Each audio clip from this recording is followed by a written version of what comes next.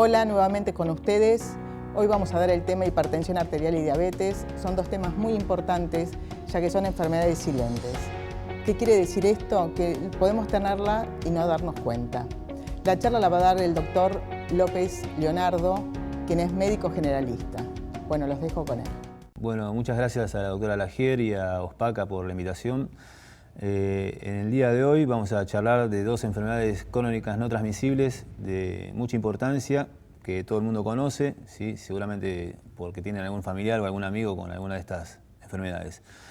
En primer término vamos a hablar de hipertensión arterial y en segundo término de diabetes mellitus. La hipertensión arterial, bueno, es una enfermedad crónica no transmisible de una alta prevalencia, ¿sí? Es una de las consultas más frecuentes de la consulta diaria en medicina y de prescripción farmacológica. ¿Qué entendemos por hipertensión arterial? Bueno, cuando la elevación de los niveles de tensión arterial en al menos 3 consultas médicas distintas están elevados por arriba de lo normal, estamos en condiciones de hacer el diagnóstico de hipertensión. ¿Cuáles son esos valores normales que se tienen en cuenta? Bueno, son dos. Uno para la tensión arterial sistólica o máxima, que sería de 130 milímetros de mercurio, y para la tensión arterial diastólica o mínima de 85. Por arriba de esos valores estamos en condiciones de, como dijimos, en 3 oportunidades distintas, de hacer el diagnóstico de hipertensión arterial. ¿Qué síntomas tiene? Habitualmente la hipertensión arterial se la conoce como una enfermedad silenciosa, ¿no? No tiene mayor síntomas que el paciente pueda identificar y mismo el médico pueda también adjudicar a la hipertensión arterial. Se puede tener hipertensión arterial durante años y no tener ningún síntoma. Cuando ocurre eso, habitualmente dolores de cabeza, mareos, visión borrosa, taquicardia, es porque estamos en una situación de hipertensión arterial grave o una crisis hipertensiva. En esos casos estamos hablando ya de valores de hipertensión arterial por arriba de 180 de la máxima y por arriba de 120 de la tensión arterial mínima. En Argentina tiene una prevalencia, o sea, podríamos decir una frecuencia del 26% para los mayores de 18 años y como va incrementándose con la edad, por arriba de los 60 años esa prevalencia aumenta al 50%, con lo cual es una enfermedad que tiene que ser rastreada, que tiene que ser buscada, ¿no? De ese porcentaje de personas hipertensas, solo el 80% están diagnosticadas y bajo tratamiento, y de ese porcentaje que está diagnosticado y tratado, solamente el 30% tiene un resultado que uno podría considerar como una hipertensión arterial controlada, o sea que realiza bien el tratamiento no farmacológico y farmacológico.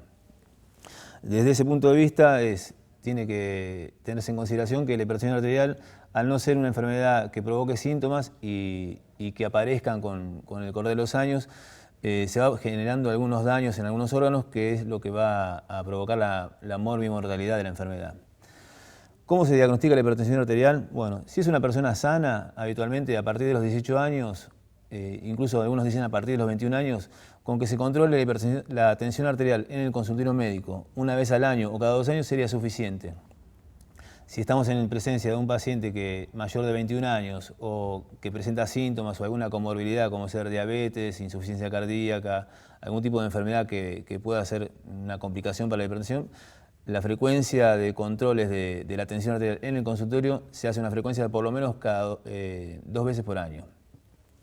En los mayores de 60 también se hace 2 veces por año. Eso para tener una idea.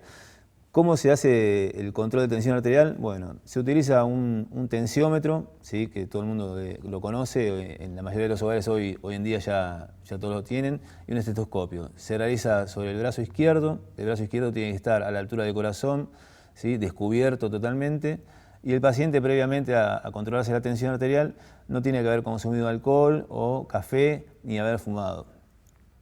Luego de 5 o 10 minutos de reposo se controla la presión arterial, habitualmente se puede controlar en el otro brazo y se hace un promedio.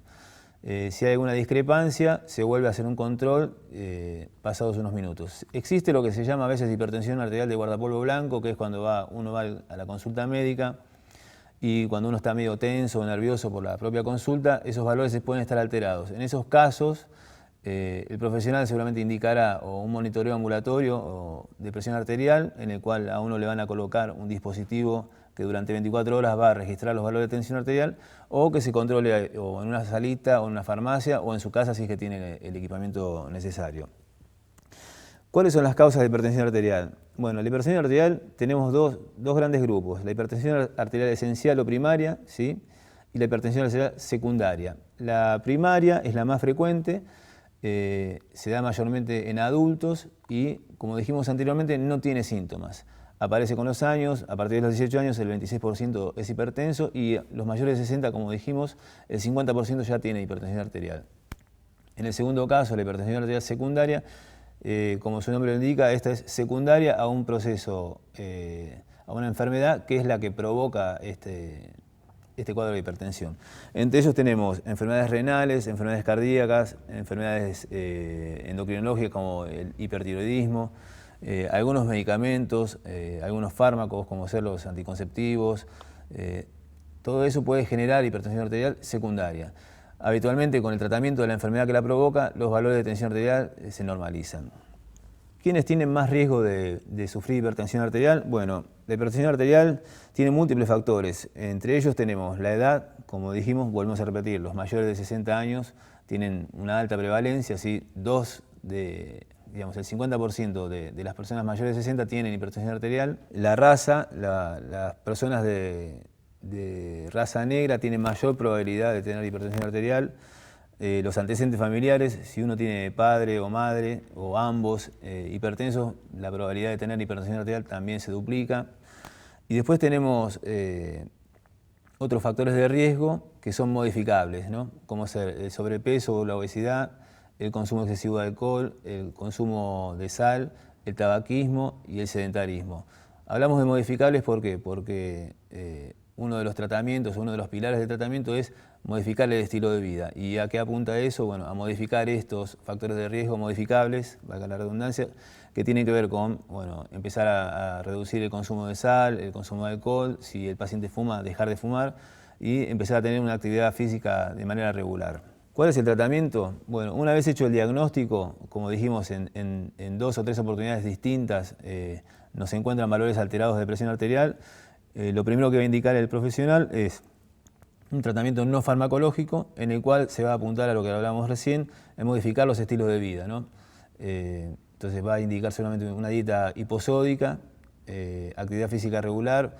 ¿Qué tipo de actividad física? Bueno, lo ideal sería empezar de a poquito e ir incrementando hasta llegar a por lo menos 30 minutos diarios de una caminata a paso ligero. Lo que no se recomienda es en actividades físicas en las que uno tenga que levantar peso, ¿sí? Eso no se recomienda. Se puede hacer caminatas, bicicletas, natación, lo que uno esté más cómodo.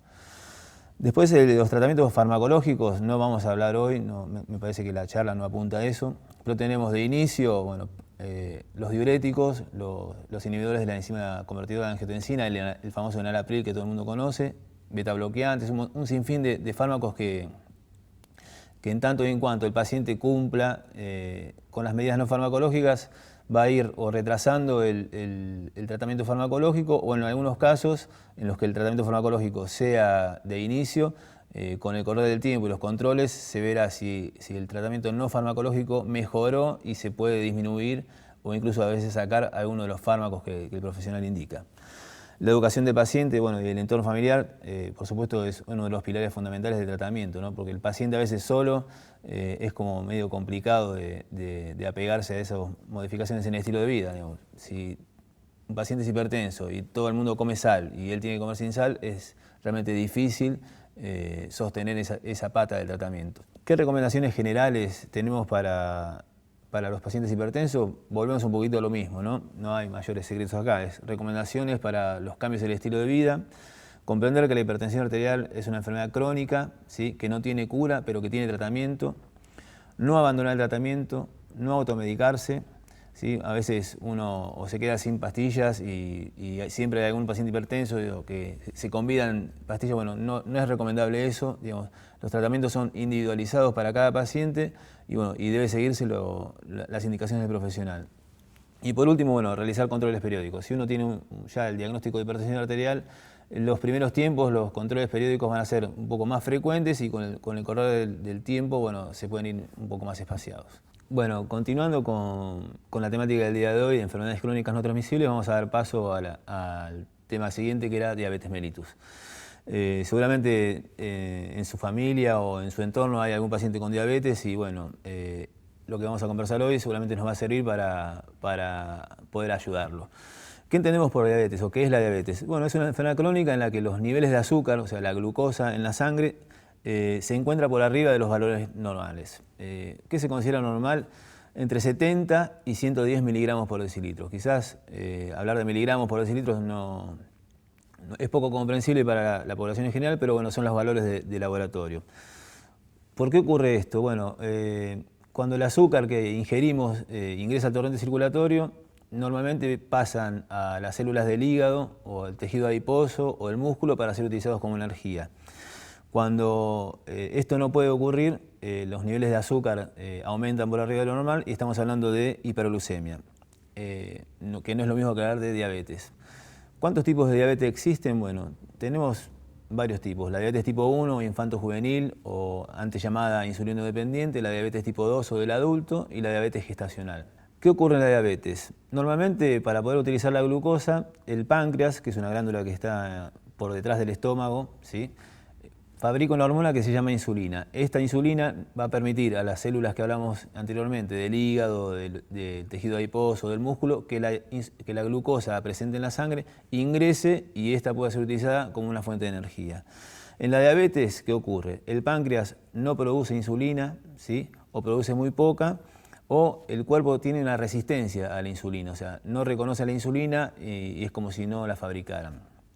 Con el paso de los años, este exceso de glucosa en sangre, esta hiperglucemia, va a ir generando daños en algunos órganos vitales que son los denominados órganos blancos. ¿Cuáles son los síntomas? Habitualmente los pacientes preguntan cómo me puedo dar cuenta yo si tengo diabetes o si tengo prediabetes. Bueno, los síntomas habitualmente son visión borrosa, hay un aumento de los deseos de tomar agua, que se llama polidipsia, hay aumento de la necesidad de orinar, poliuria, hay pérdida o aumento de peso sin, digamos, ninguna correlación con lo que uno come. Tienen, digamos, en los pacientes adultos varones, algo muy frecuente es lo que se llama disfunción sexual eréctil, que eso tiene que ver con el daño que provoca en el sistema nervioso autónomo. Bueno, esos son algunos de los síntomas que habitualmente pueden aparecer en la diabetes.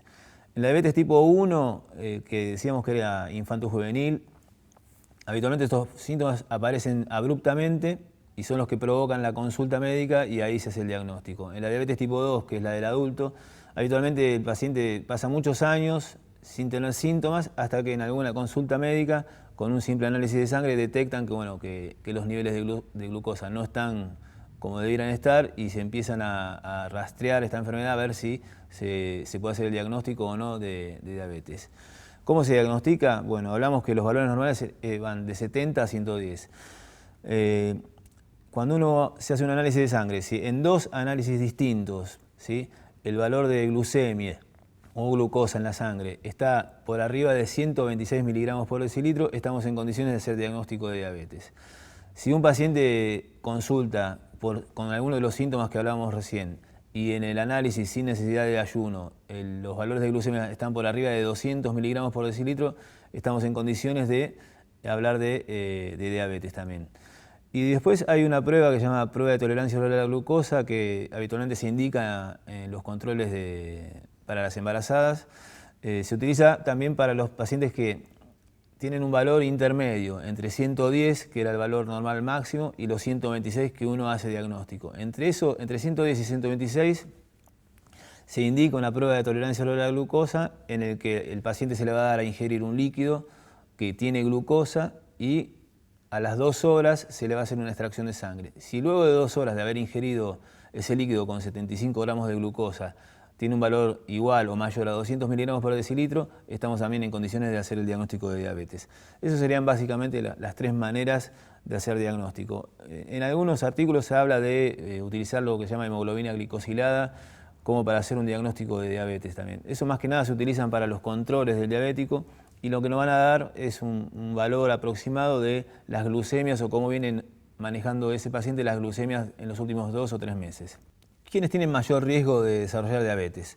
Bueno, las personas que tienen sobrepeso u obesidad, las personas que son hijos o hijas de padres con diabetes, las mujeres que durante su embarazo han desarrollado lo que se llama diabetes gestacional, más allá de que luego del parto o de la cesárea esa diabetes se normaliza, con el correr de los años tienen un mayor riesgo.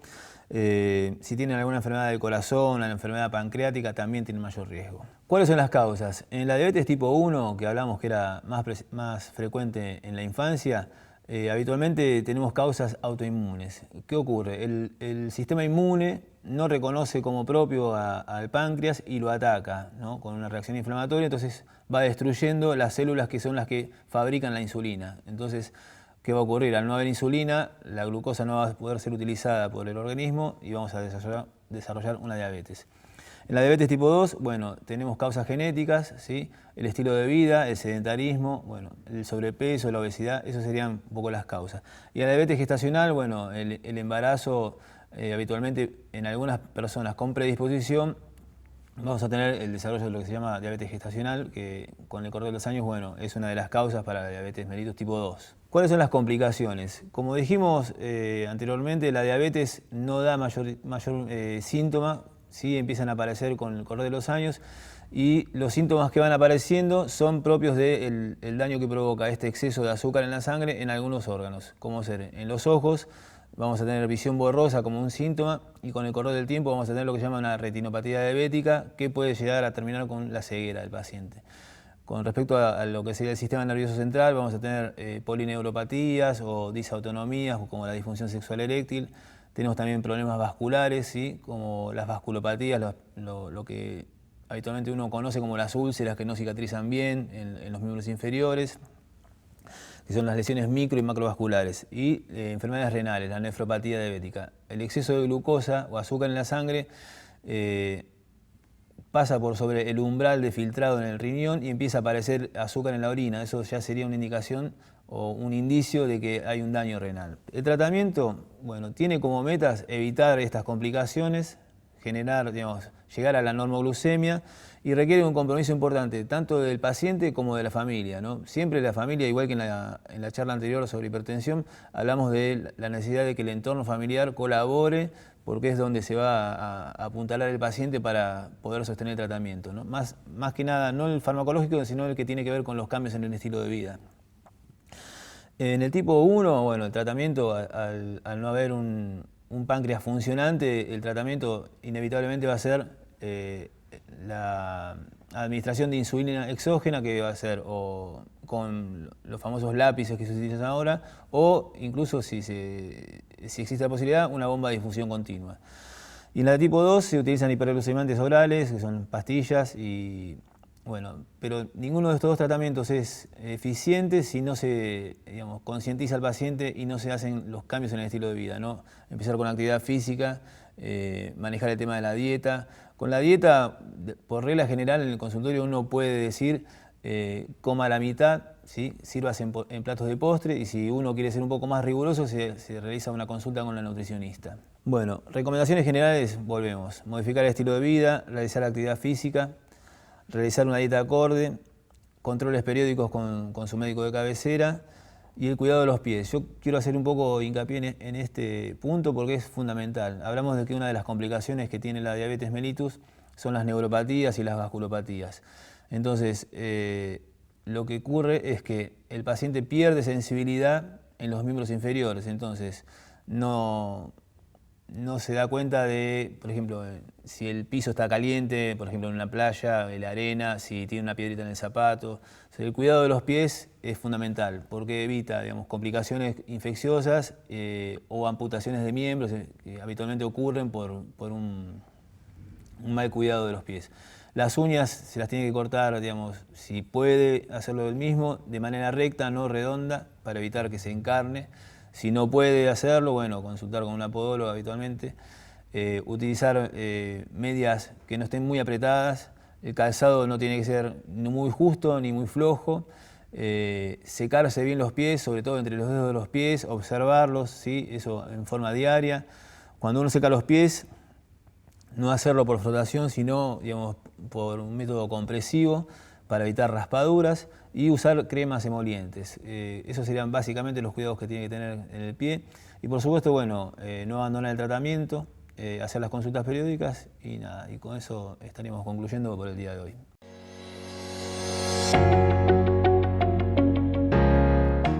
Bueno, muchas gracias, doctor López. Ha sido muy claro con los dos temas. Esperamos que haya sido de utilidad los métodos de prevención.